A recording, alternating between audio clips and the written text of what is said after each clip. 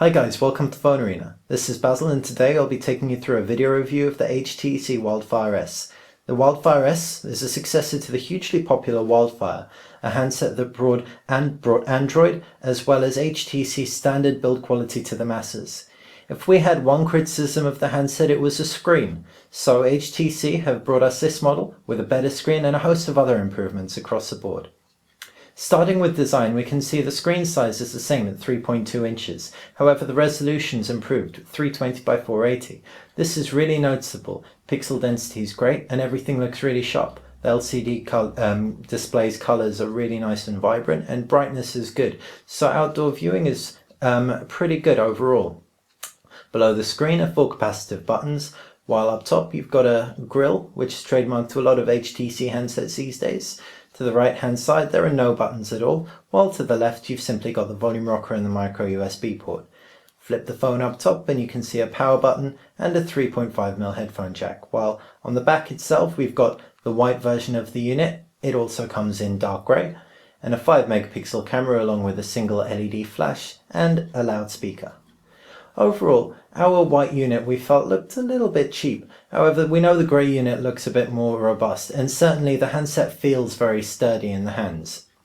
So, while the design gets an overall thumbs up, and the screen is a definite improvement which we're really grateful for, we're not so hot on the white, though you might be.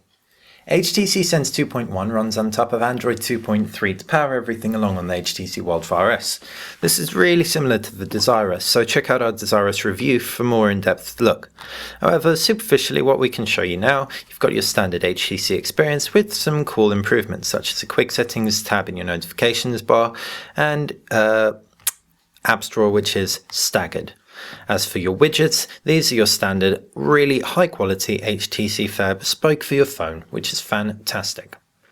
There are two things we didn't love about this phone, and these are two quite big things unfortunately. The first is the processor. With a 600 MHz engine on board, it really does slow down when multitasking, and these smartphones are made to multitask.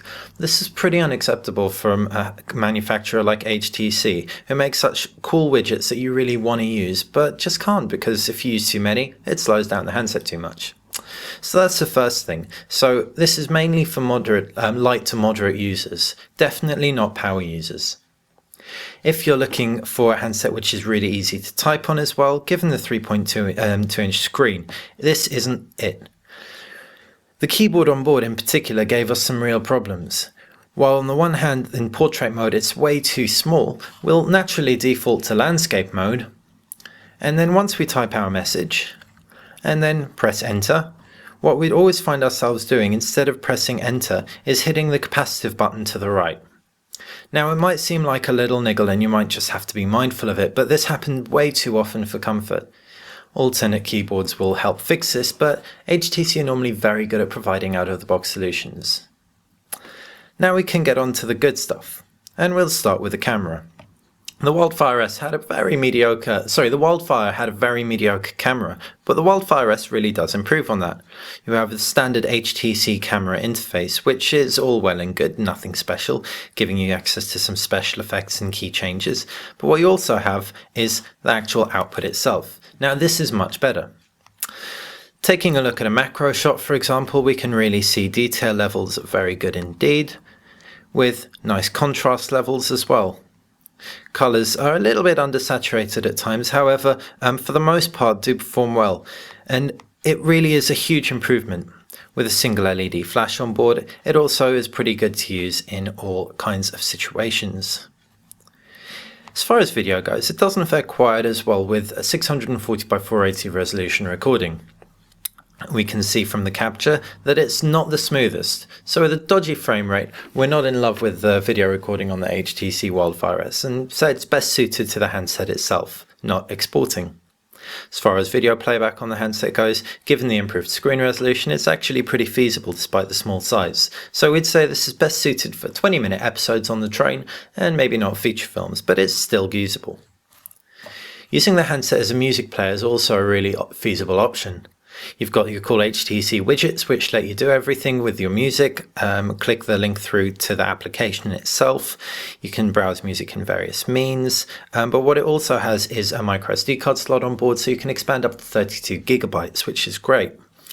The size of it's also really good, and with a 3.5mm headphone jack up top in the right place, it's usable as a music player. The other thing we really liked was the internet browsing. The internet's really nicely improved over its predecessor, as with the improved screen resolution, we can go around sites and we won't have to go zooming in very, very closely just to read a bit of text.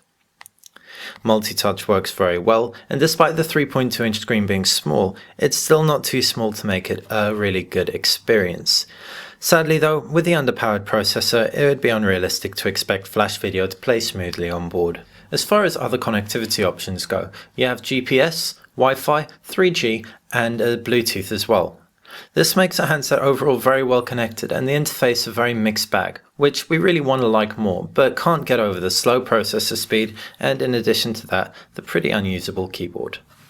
Since the original HTC Wildfire, times have changed.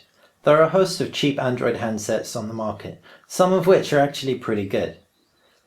So the HTC Wildfire S, while it does offer some premium features such as a much better screen and really great HTC build quality, comes in at a little bit of a pricey price point considering the 600 MHz processor on board. This means that we're less forgiving of the inevitable lag that we're going to find when we're multitasking various apps, for example. In turn, we can recommend the HTC Wildfire S. Based on what we've said, the great build quality, and in addition, having Sense on board is really invaluable to a lot of people.